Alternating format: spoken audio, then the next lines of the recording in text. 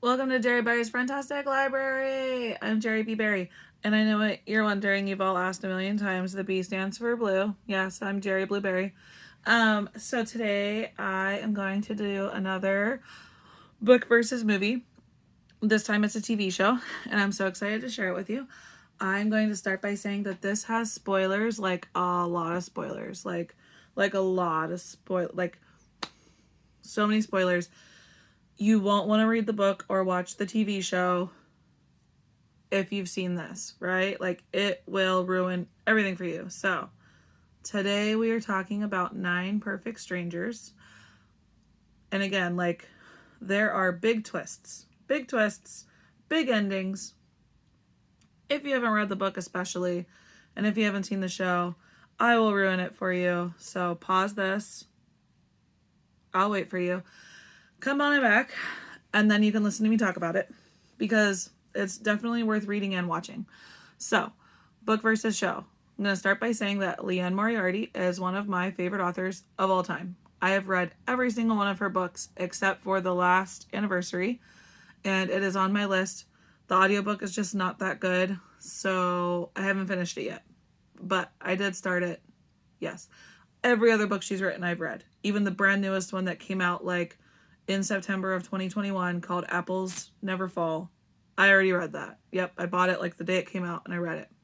I love Liane Moriarty. I cannot say it enough.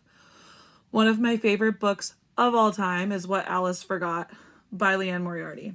If you are like my age, I feel like you'll like it even more, because What Alice Forgot is about a 29-year-old. Sorry, it's about a 39-year-old and wakes up and thinks she's 29. I'm pretty sure that's the age. So, anyways, it's not what this video is about. That's my soapbox on Liane Moriarty. She's amazing. She also wrote Big Little Lies, which I will do a video on as well. So I made it a point to read 9 Perfect Strangers before watching the show, because I read Big Little Lies before watching the show and it worked out really, really well. So I'm just going to get into it. Again, major spoilers. If you've been wanting to read the book, you should not watch this and go read it, because I will ruin it for you. Okay, the book versus the movie. This is one of those rare instances where I think the show is better than the book. I know, you're all very angry right now, and it's going to be okay. We're going to take some deep breaths. I know, right? It's like totally blasphemous. I should not have said that out loud, but I had to say it. One of the very rare times. As far as Liane Moriarty books go, this is like the lowest rated one, and it was my least favorite one, but I had to finish it because I was committed, and she always leaves you hanging and wanting to get to the end. Even if you're like not fully committed to the story, you still need to know what happens at the end. That's why I love her. So 9 Perfect Strangers, the book and the show are super duper similar. Super similar, because it is a fairly short book if I remember correctly. Once again, I do audiobooks, not too many actual books or ebooks. I do a lot of audiobooks, and I'm pretty sure most of her books are in like the 7 to 10 hour audiobook range, and I think that one might have been like a 7 or 8 hour long audiobook. It's pretty short. So to turn it into like 8 episodes is perfect, because you can put everything in there, and they did. They put everything in there super well. Just as like a trigger warning, if you are watching this because you don't care about spoilers and you've never seen either the book, and you've never read the book or seen the show, there is like a lot of triggering content in this book and in the show. So I'm just gonna throw that out there.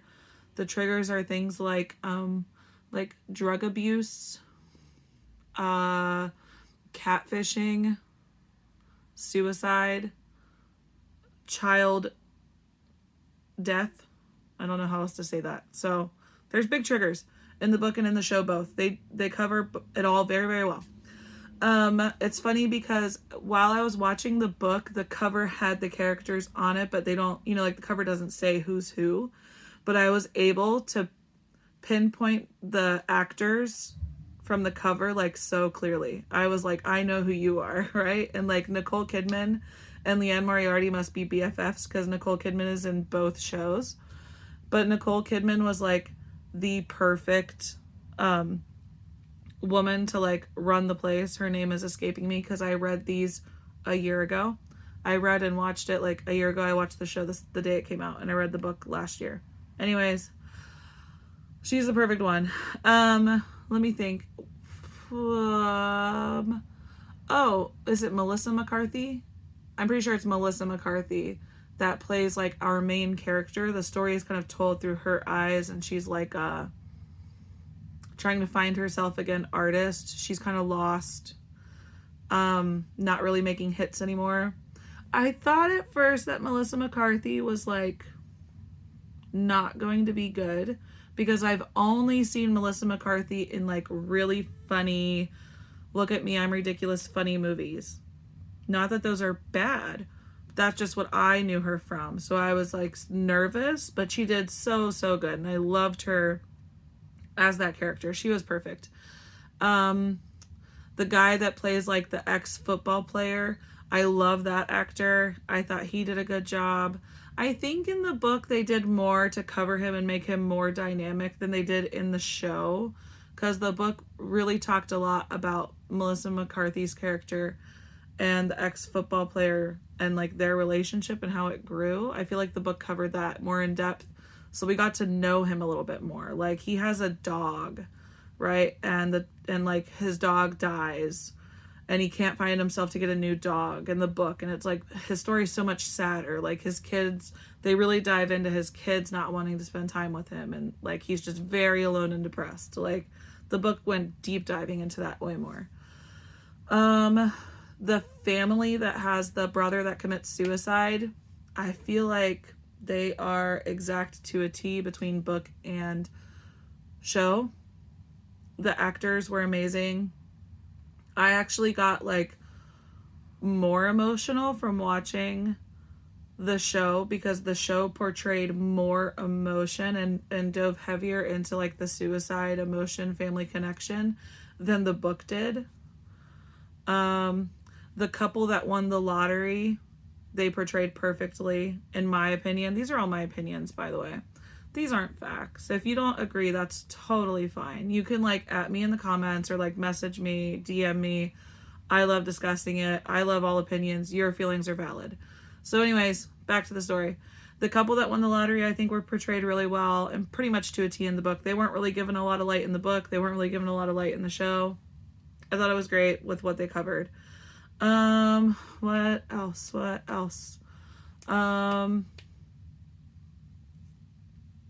Oh, there was a crazy lady, right? Well, we don't like the word crazy, right? It's, yeah, I don't like to use crazy in a mean way. But there's the woman that's really having a hard time, right? And she comes, and in the show, they portray her as like the person that shot Nicole Kidman.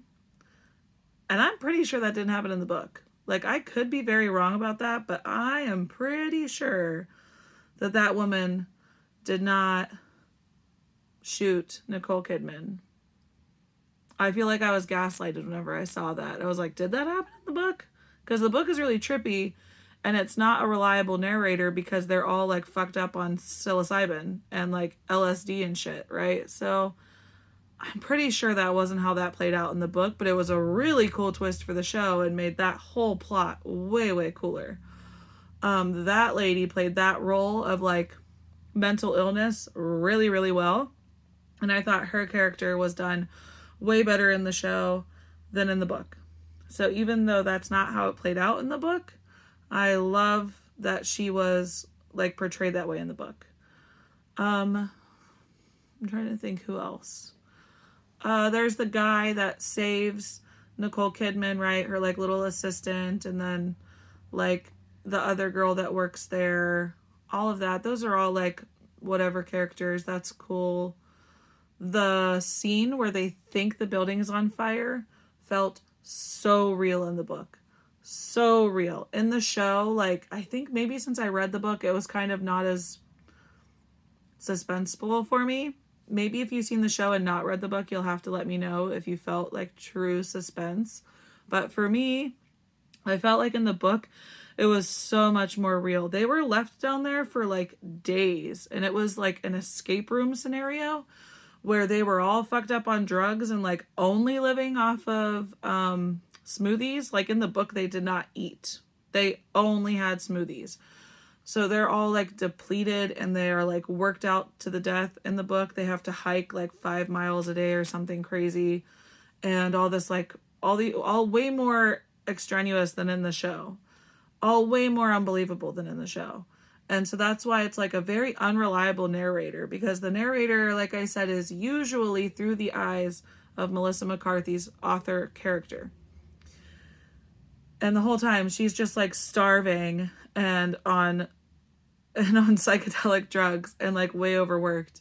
And then they end up in this like underground room together in the book. And then they actually hear crackling and they hear all of this noise going on. And then they smell the smoke and they see the smoke coming through the door. And they have to figure out how to escape out of the room. That's their test.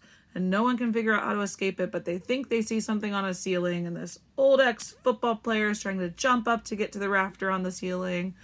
And none of them can figure out how to open it. Meanwhile, Nicole Kidman and her boyfriend / assistant / the guy that saves her whenever she gets shot or she has a heart attack. In the book, she has a heart attack. I don't think she was ever shot in the book. I'm pretty sure she just has a heart attack from like stress and unhealthy habits. Anyways, those two are up in like their secret camera office room watching all of it play out. And he's like, we need to stop this. We're going to mentally break all of them. They're going to be traumatized forever. And she's like, no, I know what I'm doing. And he's like, but I don't think you do, so I'm going to go stop it. And then she's like, no, so she knocks him out, right? He's out. She drugs the shit out of him. He's asleep on the couch. Then you hear her internal monologue about how she hasn't eaten in like 17 days or something crazy. And she finds a bag of Cheetos in her desk and she starts ravenously eating Cheetos, right? And they kind of portrayed this when she like ravenously eats cake in the show.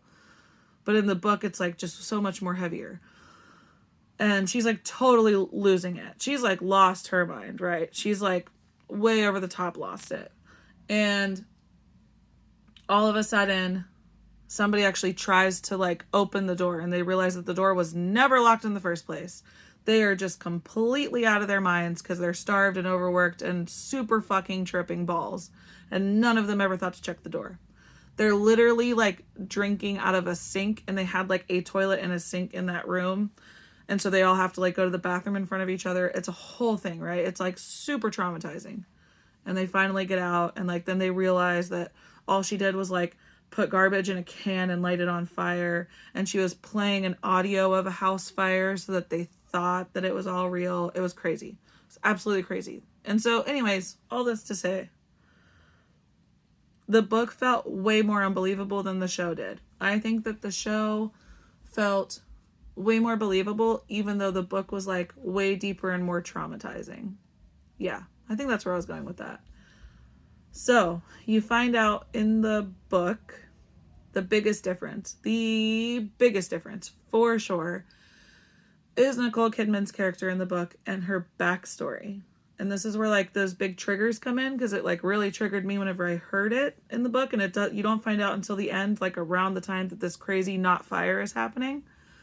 So in the book, we find out that she had a baby and she was working from home. And whenever her baby was around 1 year old, I'm like getting goosebumps just thinking about it, because it's so sad to me. Whenever her baby's around 1 year old and can like stand up in the crib, the baby cries out for her and is like, mama, mama, or whatever. And she's like, okay, I'll be right there. And then whenever she walks in, the baby had like strangled itself with the cord to the blinds. That's like really hard to visualize and talk about. But it's super sad and traumatic. So that's what like triggers her into this like crazy overdrive person that then becomes like a workaholic that becomes very unhealthy and does unhealthy things. And then she has a heart attack and falls over. The guy saves her and they open up the LSD retreat, right? So it's super sad and triggering. Super sad. Like I said, I get like chills just thinking about the scene in the book. In the show, they obviously don't do that. In the show, her daughter is older and her daughter gets hit by a bus or a car, I believe, because she's riding her big wheel or riding her bicycle. So it's still very sad in the show, but I think they made it a little less triggering than the book. The ending was exactly the same, where the police come, they lock her up, they go through investigation. She ends up writing a book.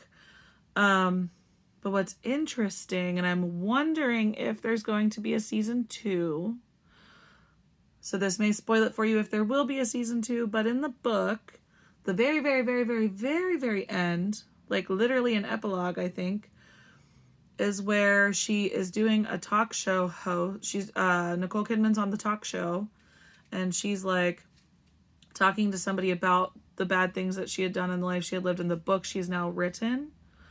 And then the book like pans to a man and a baby on a couch, and the man is like, "That's your grandma," right? So then as a listener, you're like, what the fuck are you talking about? They clearly said that her 1-year-old baby died. And then the narrator tells you that whenever her 1-year-old baby died, she was incredibly pregnant. She gave that baby that she was pregnant with up for adoption because she was so traumatized and grief-stricken from the first happenstance. So now you are to guess that this man is the baby that was in her belly that she gave up for adoption, and he knows exactly who she is. And now he has a child, and he's like, "That's your grandmother." And I just got like big old goosebumps. So the ending of the book was holy fucking shit amazing, even though most of the book felt very unbelievable. And if you do not like silly Billy unreliable narrators, you're not going to like this book, because you have no clue what's going on and none of it seems real or likely at all. So that's why I think the show was better. I think the show portrayed each individual person a lot better. I think the show shone light better on certain characters. I think the show made it more believable because it was like less harsh and less strenuous on the characters at times. I like the twist on the one lady that ends up like being the person that shoots her. I really liked that twist. I think it definitely fit better for that character to kind of tie her in. Yeah. I loved the cast for 9 Perfect Strangers. I loved the intro music. I love that they talked about psychedelics in like a real knowledgeable way. Yeah, I loved everything about it because I don't think psychedelics are horrible things. So I think that they talk about it in a knowledgeable way and show that there are unsafe ways to use it and there are safe ways to use it, and there's amazing things you can do, and then there's like crazy things that you probably shouldn't try to do. So yeah, I think that's all I had to say about that. You'll have to let me know what you think. You'll have to let me know if you agree. Yeah, like I said, I really want to do the Big Little Lies one as well, but I think Big Little Lies was a while ago for me. So I may need to skim through the book and rewatch the show. Well, I feel like I remember the show pretty well, but not enough to pick out minor differences. I remember with Big Little Lies, I listened to the audiobook and I immediately started the show, so I knew like all the differences. And there are a lot of minor differences with Big Little Lies book and show, because I think they had to make it easier. But I do want to do that one. It just might be a while. If you have other book versus movie shows you want me to compare, let me know. If you have books or movies that you think I should watch because I'll like them, let me know. If you disagree with anything I had to say, let me know. Follow me on all the social medias. Everything is at Jerry B. Berry now. Everything. Goodreads, TikTok, Instagram, like all the things. Spotify, all of them. They're all like at Jerry B. Berry. Venmo, wink wink, is at Jerry B. Berry, right? So everything will be in the description box below. All the linkies will be down there for you. I really hope you enjoyed this. I really love doing book versus movie comparisons. I love talking about books. I love talking about movies. I would love to hear what you're reading, watching, listening to, all the things. Please tell me. I love hearing about all of it. I think that's it. Okay, bye.